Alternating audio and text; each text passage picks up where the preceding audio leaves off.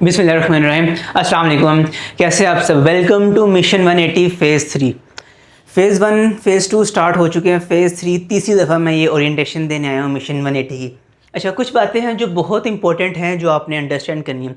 अभी तक आप मिशन 180 फ़ेज़ 1 फ़ेज़ 2 के बारे में कुछ ना कुछ तो सुन चुके होगे, और सबसे मेजर चीज़ जो आपने सुनी होगी वो ये कि यहाँ पे MCQ की क्वालिटी ना आपको थोड़ी सी हाई मिलेगी। अब उस MCQ की क्वालिटी हाई क्यों है, उसका क्या मकसद है। सबसे पहले ना आपने एक बात याद रखनी है। इस साल जो आपका MD बना रहा है ना, वो बना रहा है PMDC, Pakistan medical and dental council. और Pakistan medical and dental council ने आज से पहले पाकिस्तान की तारीख में कोई भी MD नहीं बनाया। इस चीज़ को दोबारा सुने, PMDC ने आज तक कोई भी MD का क्वेश्चन पेपर नहीं बनाया हुआ, और ना ही कोई पास पेपर एग्जिस्ट करता है। अगर किसी ने क्वेश्चन पेपर बनाया है तो वो प्रोविंशियल बॉडीज़ ने बनाया है, वो UHS ने बनाया है, वो KMU ने बनाया है, वो प्रोविंशियल बॉडीज़ ने बनाया। एक दफ़ा नेशनल हुआ था MD 2021 में, किसने बनाया था? PMC। वो एक डिफरेंट बॉडी थी। PMDC एक डिफरेंट बॉडी है। अब PMDC है। PMDC का एग्जामिनर कौन होगा, कैसे MCQs बनाएगा, वी डोंट नो। हमारे पास कोई भी पास पेपर एग्जिस्ट नहीं कर रहा PMDC के एग्जामिनर के माइंडसेट का। UHS के पास पेपर एग्जिस्ट करते हैं कि UHS कैसा बनाता है, इस तरह बाकी यूनिवर्सिटीज़ के प्रोविंशियल लेवल पे एग्जिस्ट करते हैं। PMDC का कोई भी पास पेपर एग्जिस्ट नहीं करता। तो हमने आपको हर उस तरह के MCQs की तैयारी करवानी है जो कि आपके सिलेबस में से आ सकता है, और आपको मिशन 180 में वो सब कुछ मिलेगा। अच्छा, इसके बाद स्टार्ट करने से पहले ना आपके पास मैं बता दूं, दो रास्ते हैं, ठीक है। एक रास्ता आपको लेके जा रहा है 180 की तरफ, ठीक है, 180 की तरफ, और दूसरा रास्ता आपको लेके जा रहा है कि भाई बस ना किसी तरह से एडमिशन हो जाए। दो रास्ते अलग हैं, दो गोल्स अलग हैं, दो मंजिलें अलग हैं। इन पे चल के जो मुश्किलात आएंगी वो अलग होंगी। यहाँ पे थोड़ी सी ज़्यादा मुश्किलात आएंगी, ये थोड़ा सा उससे ईजी होगा। यहाँ पे आपको क्या करना पड़ेगा, यहाँ पे आपको रोज़ 13 आवर्स पढ़ना पड़ेगा। यहाँ पे क्या है, 10 घंटे भी पढ़ लो ना चलेगा। यहाँ पे आपने क्या करना है, आपने अगर 180 लेने हैं ना, तो इसका मतलब है कि आपको 99.9% लोगों से ज़्यादा मार्क्स लेने हैं, सबसे अच्छा बनना है। यहाँ पे क्या है, यहाँ पे आपने 97% लोगों से अच्छा बनना है। यहाँ पे आपको रिवीजन जो है वो ज़्यादा करनी पड़ेंगी, इफ़ेक्टिव करनी पड़ेंगी। यहाँ पे आपको बाकी बोर्ड्स की इंफॉर्मेशन भी जज़ब करनी पड़ेंगी। क्यों? क्योंकि 180 लेने हैं ना, एक एक नंबर मैटर करता है। एक MCQ भी रॉन्ग हो गया 180 नहीं आएंगे, मतलब आपको बाकी प्रोविंसेस की इंफॉर्मेशन जो आपको MCQs में मिल जाएगी आपको मिशन 180 में, वो भी जज़ब करनी पड़ेगी। यहाँ पे क्या है, एक आधा MCQ रॉन्ग हो भी जाए कोई मसला नहीं, क्योंकि आपने 180 यहाँ पे नहीं लेने, यहाँ पे लेने हैं। अब आज से आपने अपना माइंडसेट बना लेना है कि आपका गोल क्या है। देखो, आज तक कोई भी वर्ल्ड चैंपियन इस तरह से चैंपियन नहीं बना कि उसको कॉन्फिडेंस ही ना हो कि वो बनेगा। आज तक कोई भी MD टॉपर बगैर सोचे टॉपर नहीं बना। हर किसी ने सोचा है कि मैं टॉप करूंगा, मैं चैंपियन बनूंगा। फिर जब उसने सोचा, उसने उसके लिए मेहनत की, उसने वो रास्ता चुना जहाँ पे ये था, जहाँ पे ज़्यादा मुश्किलात थी, उसने उस रास्ते पे चल के बना। ऐसा नहीं हो सकता कि एक बंदा यहाँ को चल रहा है और अचानक से, ये नहीं पॉसिबल ही नहीं है ना, रास्ता ही डिफरेंट है। आपने अपना रास्ता आज से तय कर लेना है और फिर उस पर चलना है। मिशन 180 आपको यहाँ तक लेके जा रहा है। इसमें अगर आप इतने आवर्स पढ़ोगे और स्केड्यूल को फॉलो करोगे, इंशाल्लाह आप MD वाले दिन जब बैठोगे, आपको यकीन होगा कि आज मुझे बाकी सबसे ज़्यादा आता है, आज मैं बाकी सबसे अच्छे नंबर लेके उठूँगा। अब बात करते हैं कि आपने यहाँ पे आप पढ़ना किस तरह। मैंने एक बात की 13 घंटे, अब इसको डिवाइड किस तरह से करना है आपने। इसको आप डिवाइड करोगे दो पार्ट्स में, एक आपकी तैयारी प्रेप और एक आपकी प्रैक्टिस।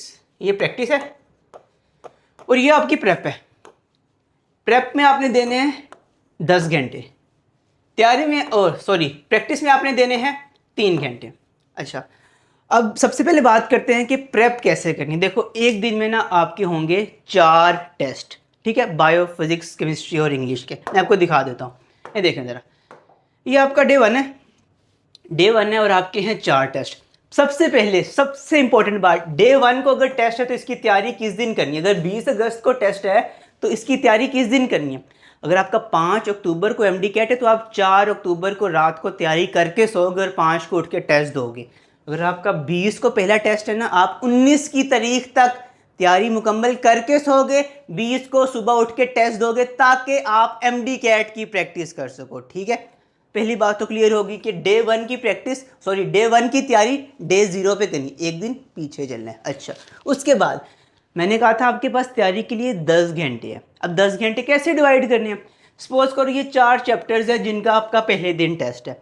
सपोज करते हैं बायो का चैप्टर आपको ये आता है, केमिस्ट्री का भी ना आपने पढ़ा हुआ है, आता है, फिजिक्स का नहीं आता सपोज करते, और इंग्लिश का नहीं आता। आपने स्टार्ट कहाँ से करना है? आपने स्टार्ट वहाँ से करना है जो इन चारों में से आपको सबसे मुश्किल लगता है, आपने वहाँ से स्टार्ट करना है और सबसे पहले उसको मुकम्मल तौर पे तैयार करना है, चाहे 1 घंटा लगे, 2 लगे, 3 लगे, 4 लगे, 5 लगे, 6 लगे। सबसे पहले जो इन चारों में सबसे वीक है उसको तैयार करना है। ठीक हो गया।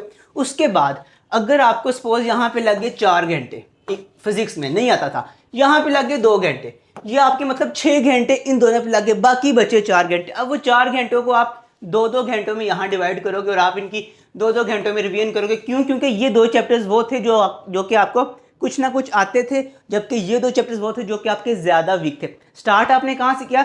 जो ज़्यादा वीक है, और आहिस्ता आहिस्ता आप उसकी तरफ आए जो स्ट्रॉन्ग है। अब सपोज करते हैं कि एक दिन ऐसा आया कि आपको बायो करने का टाइम मिला ही नहीं, आपके ये तीनों ना बहुत ही वीक थे, आपने क्या करना है? आपने इन तीनों की तैयारी कर लेनी है, बायो का आपने बगैर तैयारी के टेस्ट दे देना है। अब मैं ऐसा क्यों कह रहा हूँ, आपको आगे FLPs में मैं इसकी बात समझाता हूँ। देखो, अब सपोज किया कि आपने ना बायो का टेस्ट वैसे ही दे दिया था बगैर तैयारी के, क्योंकि ये तीनों ना आपको नहीं आते थे और बायो आपने पहले पढ़ी हुई थी। अब आपने क्या करना है?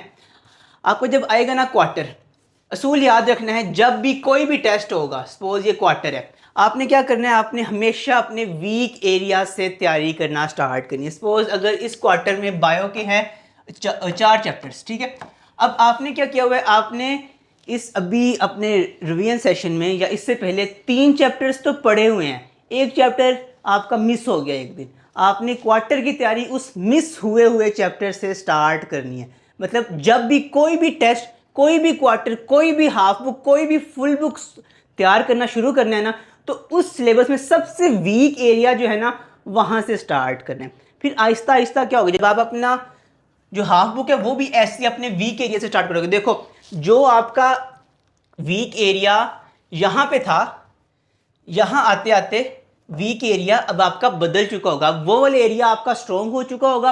अब वीक एरिया आपका इस पॉइंट पे कोई और होगा, फिर इस पॉइंट पे कोई और होगा, इस पॉइंट पे कोई और होगा, इस पॉइंट पे कोई और होगा। हर गुजरते FLP के साथ आपका वीक एरिया जो पहले था वो इम्प्रूव होता जाएगा और आहिस्ता आहिस्ता आप कम वीक वाले एरिया की तरफ प्रोग्रेस करते जाओगे। और एक पॉइंट ऐसा आएगा कि आप देखोगे कि यार अब तो मेरा पूरा सिलेबस ही एक जैसा है, कुछ वीक रह ही नहीं गया, अब मैं कहाँ से स्टार्ट करूँ?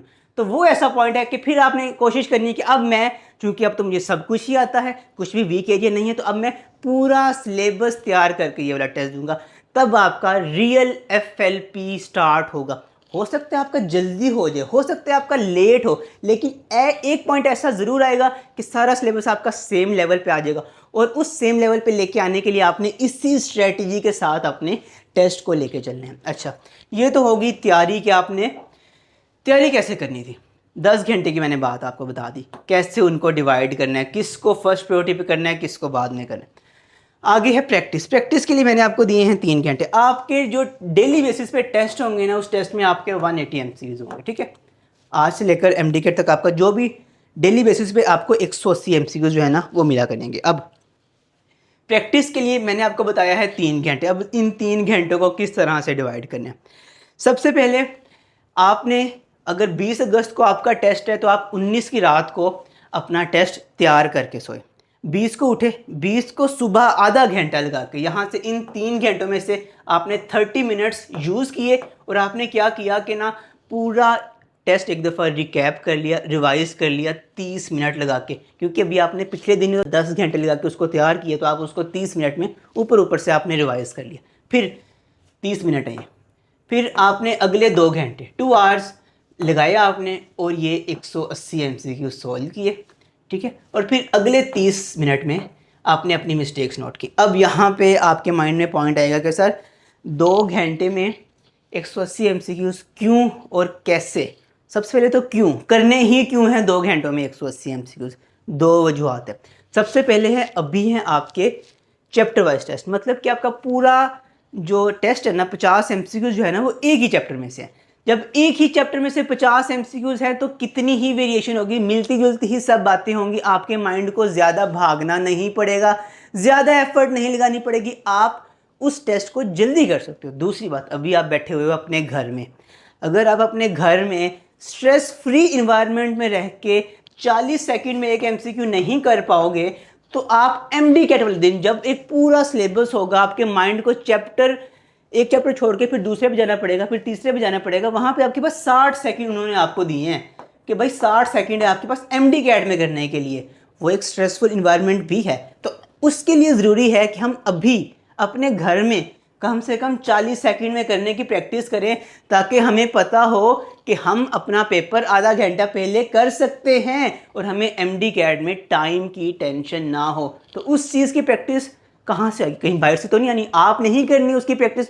और उसकी प्रैक्टिस के लिए आपने 40 सेकंड में एक एमसीक्यू सॉल्व करना है, आपने 2 घंटे में 180 एमसीक्यू सॉल्व करें।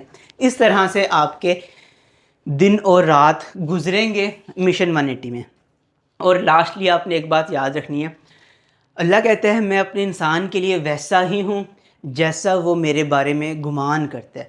अगर आपका गुमान ये है ना कि ये रास्ता है, मैं इस पे चलूँगा मुझे 180 मिलेंगे, तो आपको 180 मिल जाएंगे।